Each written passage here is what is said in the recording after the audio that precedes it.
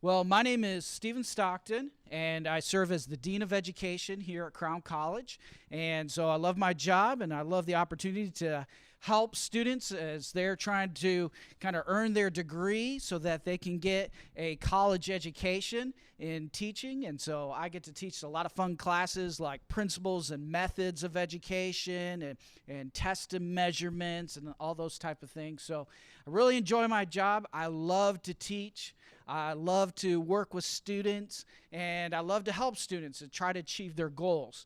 And so this little workshop is all about trying to help you become a better student. And what I've done is I've tried to just think of several keys or think just some principles that you might be able to take away with you, and hopefully you'll be able to apply them to yourself. And maybe one, maybe two, maybe three.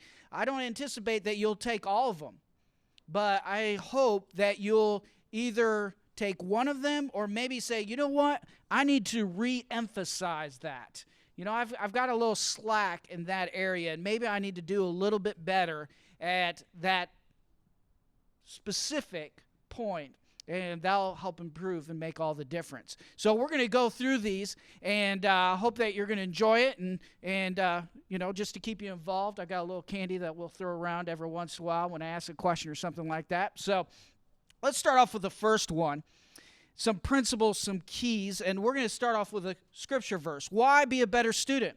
Well, I think it's pretty easy if we talk about 1 Corinthians 10:13.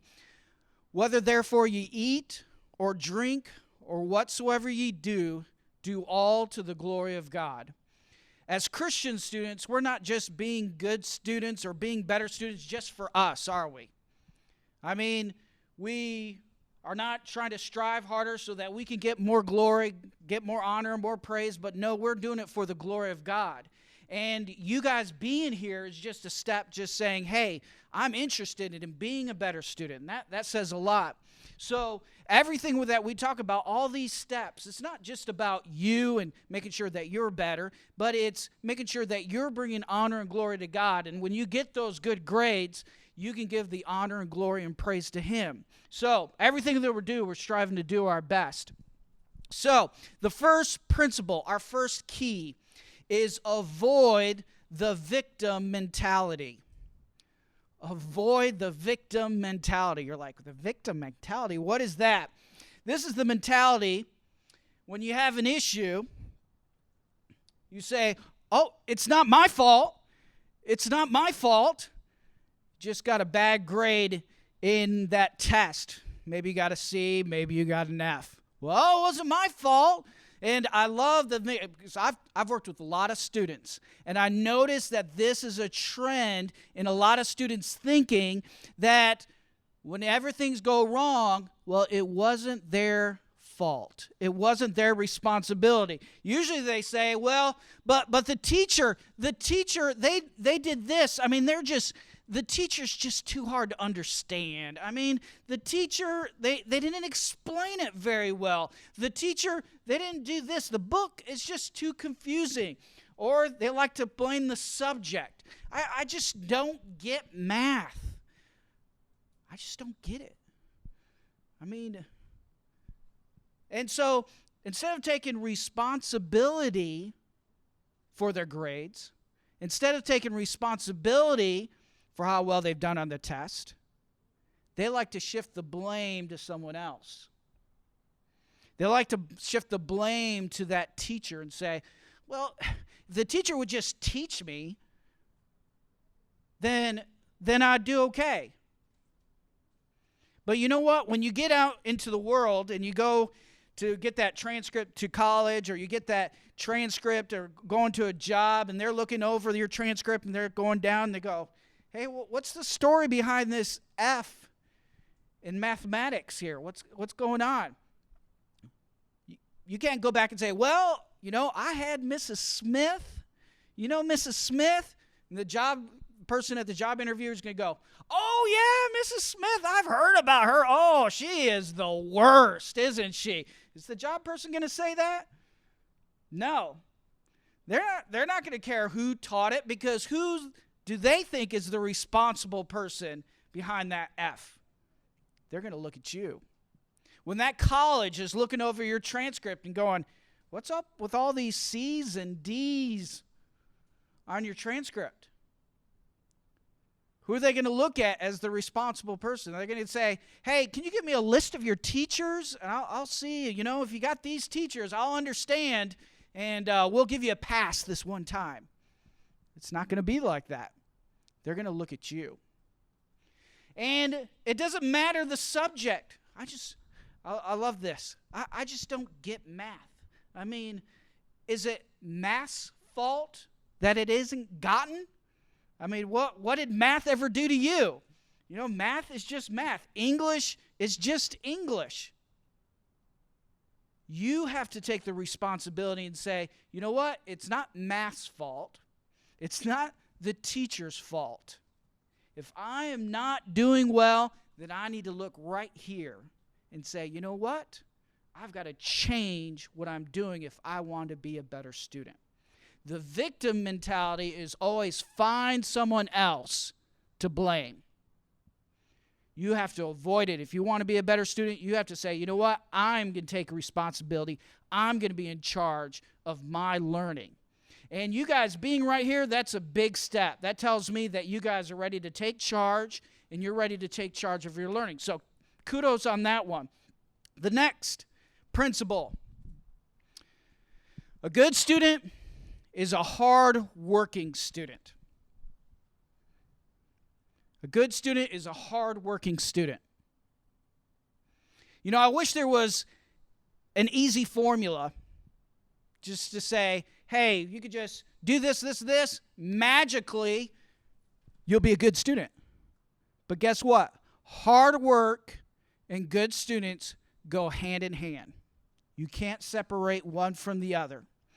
Because anything that's worth having doesn't come easy. You've got to work for your grades. And it's amazing to me, I see a lot of students these days have an attitude that, hey, I should just show up, put a minimal amount of work into my education, and I should just get it.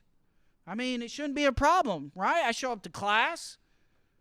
Why do I have to study? Why do I have to work hard on this homework? Why do I have to do that? I'm sorry, there is no way you can get around it. If you want to be a good student, you have to work hard. Now, it's interesting that they have this idea in education when it comes to learning, but in other areas, we all make sense. Think about basketball. If you want to be a good basketball player, what do you have to do? You got to practice. That's right. You got to practice. Michael Jordan, well, maybe he had some talent. LeBron James, maybe he has some talent. All these basketball players that are playing in the pros, you can think, yeah, they've got some talent. But did they just show up on the court and say, hey, I'm here to play? And if they don't make it go, well, this should just come easy. No, they put work and practice and practice and practice. What about playing the piano?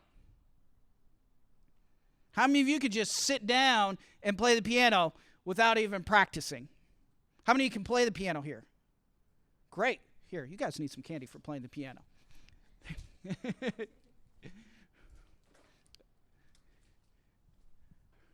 Nice grab. So, playing the piano or any musical instrument. My kids are learning to play the violin. I look at it and I'm like, I don't know what's going on with that. And they started off pretty rough, but after hours of practice and practice and practice, they worked and they became better at it. It's no different for your education. If you want to be good in education, you want to learn, guess what it's going to take? It's going to take some work.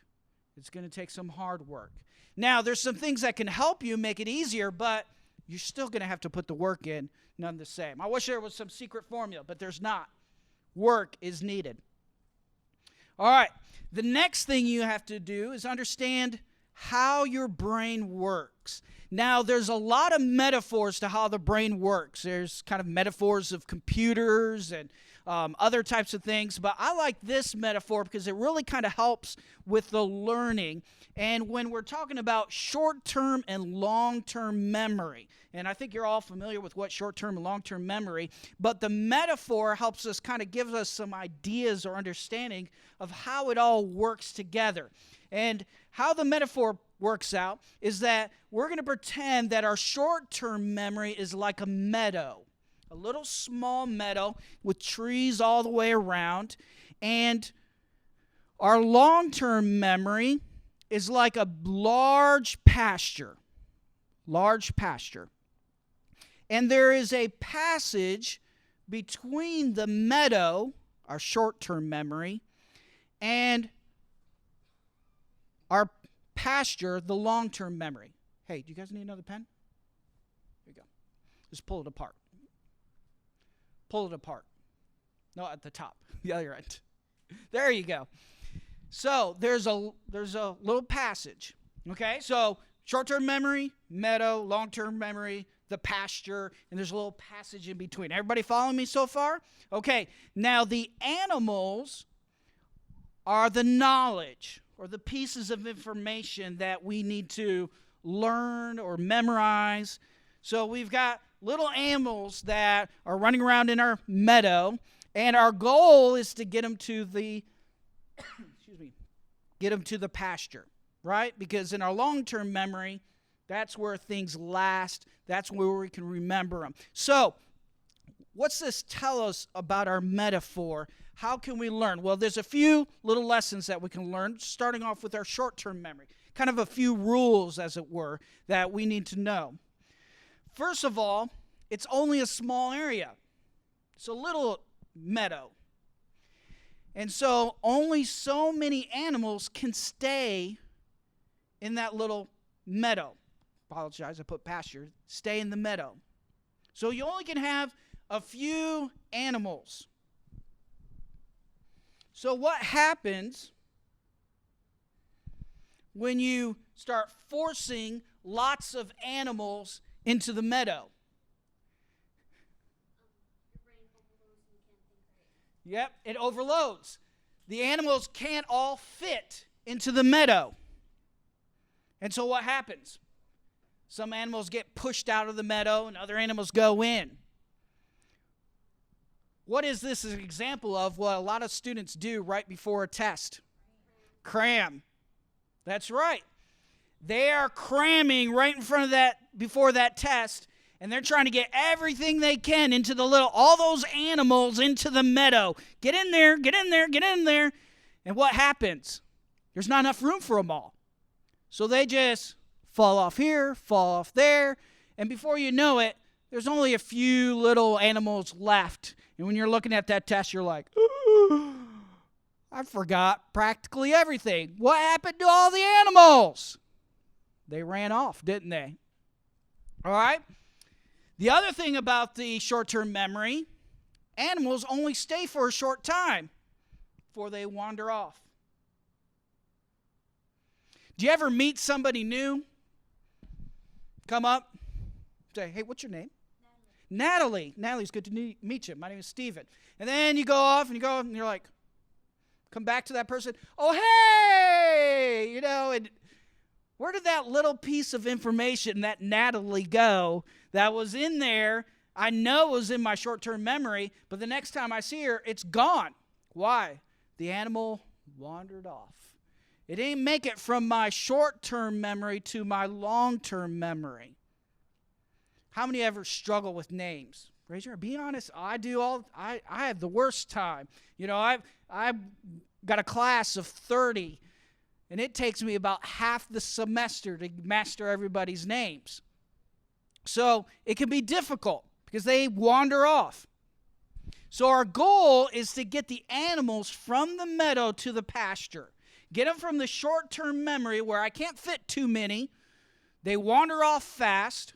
So how do I get them to the meadow? Okay, well, let's talk about the meadow. What is it like?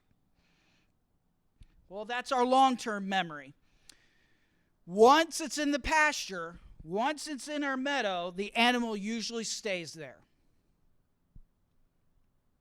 Usually stays there. We have it there. It's in a long-term memory banks. How many have a memory of when they were really young that was vivid? You can remember maybe 5, 6 years old. Absolutely. What was your memory? Graduation from what? K-5. That's a great memory. I like that one. So K-5 graduation, easily remembered. I remember my childhood. I grew up in Costa Rica, and I had the privilege when I was from 4 to 7. My parents were missionary teachers down there, and so I have some vivid memories of Costa Rica. So these things that were in my short-term memory made it into my long-term memory, and I have kept them for this long. So the animals stay for a long time. And they have a harder time wandering off, meaning they might wander off. Like there are some memories that you might have on there that could wander off, but typically they're usually back there. You just have a hard time accessing them, finding where they're at. And what they do is they organize themselves in interconnected herds, meaning they're just not by themselves, random facts, but no, they're actually connected to other facts. Thinking about your K-5, you think about your K-5 graduation, some memories might come up. Well, what that might be connected to is your K-5 teacher. And you might start thinking about your K-5 teacher. And oh, that story my K-5 teacher told me that one day. All those different pieces of knowledge are all connected together. So there's a lot of interconnected herds within our long-term memory. And that's going to help us here when we get. So they can get lost. There's a possibility. You know, we lose things. We're adding more things. But our goal is once we got it in there, we've got it, and we can recall it. We can remember it a little bit easier. So our goal is to get them from the short-term memory to long-term memory. How are we going to do that? What's some ways? Well, first of all, we want to create a path. Create a path. Got a little deer here walking through the woods. How many of you like to walk in the woods? Anybody like to walk? How many of you ever walked through the woods and it was like the first time anybody's walked that path through that woods? You're kind of like the pioneer. We live like right in the back of one of these ridges that you see around here in East Tennessee, and behind our house is nothing but kind of a sheer kind of mountainside. And we like to go up there, me and my kids, and I usually have a machete, and I like to go through and knock down leaves and branches. We have a lot of blackberry bushes, and those are real prickly. They're the worst. So you got to knock those down, and we like to create a path. Now, if we go one time, the path gets kind of beaten down, but what usually happens in a matter of a day or so? What happens? It comes back. Why does it come back? Yeah, it wasn't trampled down. So if I wanted to make it even a better path, what do I have to do? I have to go out again, and I got to chop down those bushes. And the more I use that path, what happens? That path becomes wider and more distinct and clear. So one of the biggest keys about remembering things, to get things from your short-term memory to the long-term memory, is the idea of repetition. You have to repeat it over and over again. Now, let's look at this. This is an interesting graph that I found where they did a study on the concept of repetition. How much does it really help a person to repeat things?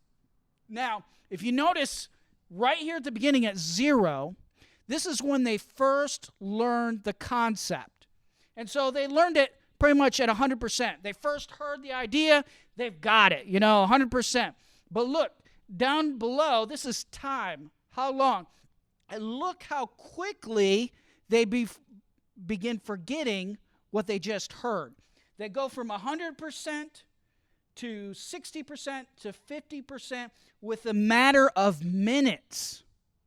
Minutes, you begin forgetting what you just heard. Remember, it's that short-term memory. that animal only stays in there for so long and then it's gone. And you'll notice the slope is very steep. Very steep.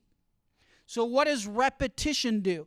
Well, it takes that slope that's going gradually down and bumps it back up. But notice the second time, you've heard it, this is the first time. The second time, the slope is not as steep. You tend to remember it a little bit better. Then you get the next repetition or the second repetition from the first time you heard it. Notice the slope is less steep even then. The third time you've heard it, even less. Because why? That path is starting to become clear. It's starting to become easy. And what you was in your short-term memory is now having an easy time make it into your long-term memory bank. Repetition is the key to learning. Hearing it over and over again. And what I recommend is when you repeat things, try to repeat it in different ways. You usually hear things verbally. Well, then write it down yourself. Writing it down. Then say it out loud. Write it down again. Now notice also the time frame. So we got 18 minutes, 1 day, 7 days. This is 31 days here. The time frame makes a difference because how steep this is. What some people do is they hear it once for their class. You heard it in class. You're like, oh, that's good. Let me write it down in my notes. And then they put their notes away, and they never review or repeat the information until 3 weeks have gone by. And then, oh, the test is tomorrow. What are they going to do? They're going to pull out. Well, that's not good repetition because what happened on the slope? It went down, down, down, down till you're pretty much back to zero again. And you're actually not doing a good repetition. You're actually pretty much starting at the beginning. So if you want to be a good student, you need to review often. Meaning that day after classes are done, flip open your notes and review it again. Then a couple days later, flip and open your notes, review it again. Don't wait till the night before the test because you're not helping your memory out at all. Some of you might have been like, I don't understand. I stayed up 6 hours. I was up to 2 o'clock in the morning reviewing all this stuff, and I can't remember a thing. Well, this is why. You started right back at the beginning again, and your memory just couldn't keep up. It's a natural process. So if you review, go down, review, and review, you're going to retain more and more of your notes. Repetition is the key to learning. So that's really important. And like I said at the beginning, a good student is a hardworking student. So it does take work to repeat. It does take work to look things over again. But it pays off in great dividends, especially when you get into college and very difficult. The other thing that you're going to want to do is create links. Remember we said everything in our memory, long-term memory, or our meadow are interconnected herds. Well, if you want a new piece of animal or a new animal piece of information to connect to the rest of the herds, it's got to be linked to something. So I've just learned Natalie's name. Now I've got Natalie. I've got that down. Now it's interesting. Natalie, where do you live? I live in Florida. Florida. Do you have a job? No job. But you're a student, right? It's interesting that there's a study that has been done that if you compare what a person's name is and what their profession is, people have a lot easier time remembering a person's profession over their name. Do you find that interesting? So let's say Natalie was a baker. Do you like to bake? Okay, so we'll make Natalie a baker. If I met Natalie, she says, I'm a baker. You know, I bake cakes and a lot of other things. Then I walked away, saw her the next 2 days, it'd be a lot easier for me to remember, hey, there's that baker I met. What's her name again? Because Natalie doesn't really connect to anything unless I knew a Natalie, which I do. So that helps me remember your name. Names don't really connect to things very well. That's why you have an easy time forgetting them. They're just kind of random, Unless you know a person, you have an easier time remembering names for people that you know already. Like I already know Natalie's. I know some Davids. So it's easier to say, hey, there's a David. But if I meet a brand new person, I never heard their name before, well, it's hard for me to connect it. But their profession, that's easy to connect. It also connects to an image. I can imagine Natalie with a chef's hat on her head and, an apron on and her hands in flour making a cake. I can picture that. And so that fragment, that animal, the baker, connects with everything else. Well, when you're dealing with all your notes and you have all these random facts, and you're like, how am I going to remember 1776 or 1492 or all these other things? Or so-and-so did this, or what E equals MC squared is, and all these other random facts. How are you going to get them into that long-term memory? Well, you have to find a link. Try to find something that you can link it to things that you do know, that you do remember. So what are some things that you can do? Well, you can leave some breadcrumbs to help those animals get back and forth.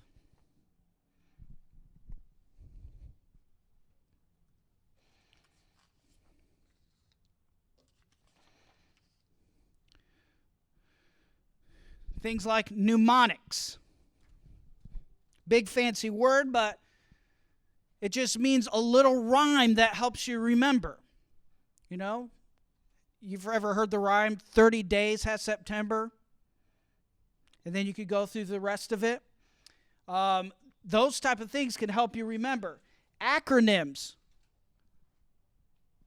Making up mnemonics, making up a little jingle or something that adds sound or rhyme to the knowledge piece will help you remember. Acronyms will help you remember. Things like every good boy does fine. That's what a lot of musicians use to remember keys. Roy G. Biv. How many ever memorized Roy G. Biv? Of course. And now you've got it, right? And if you ever want to know the colors of the rainbows, you just put up Roy G. Biv. The planets. My very educated mother just served us 9 pizzas. You can go through and say, I've got the saying, and then I can go through and name every planet.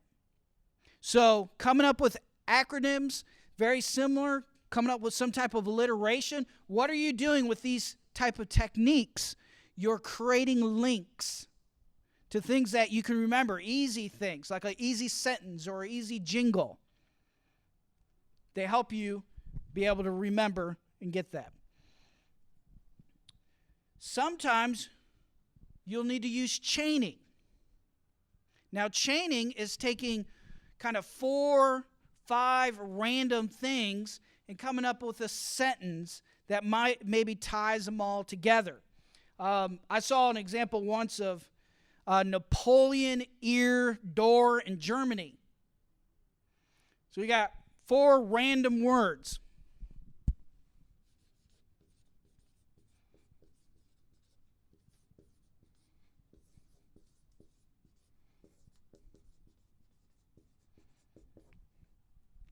Now, it might be difficult to remember all 4 words just by themselves. But if you made some type of sentence, Napoleon was standing with his ear to the door, listened to people talking about Germany, you chain the 4 things together. And now you've got the chain, and one can lead you to the other. So sometimes in your notes, when you get a big long list, find some key words in each of those lists and make a sentence chain that chains them all together for you so that you can easily recall them. They're the breadcrumbs. The next one is teach it to someone else. Teach it to someone else. And I think this is one of the best ways to learn something, is to teach it.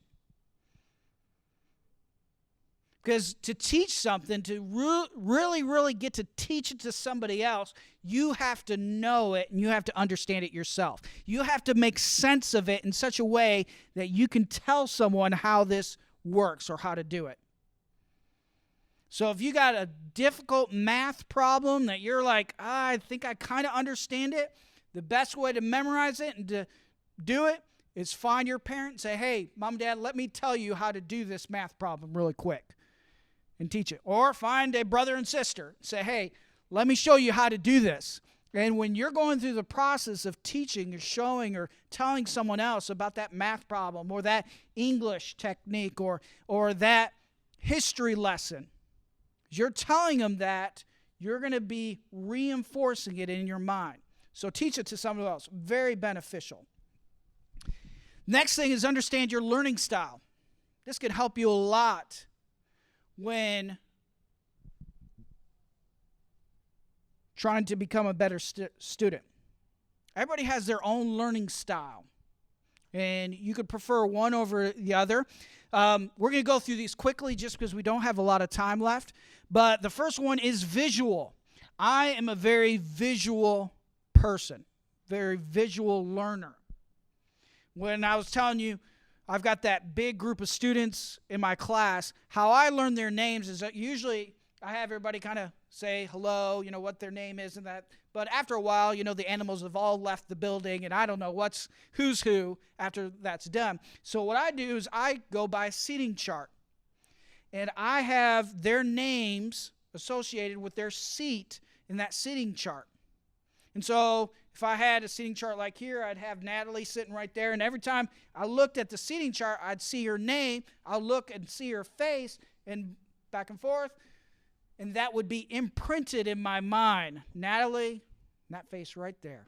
So I'll be like, oh, that's Natalie.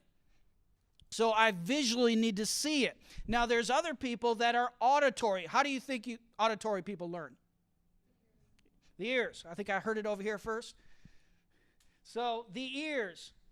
So auditory people listen or learn best by the ears. But this is kind of an interesting thing about auditory. You think they listen and they learn.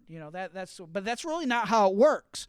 How it truly works is auditory learners learn by saying it themselves out loud and hearing themselves say it. They learn it.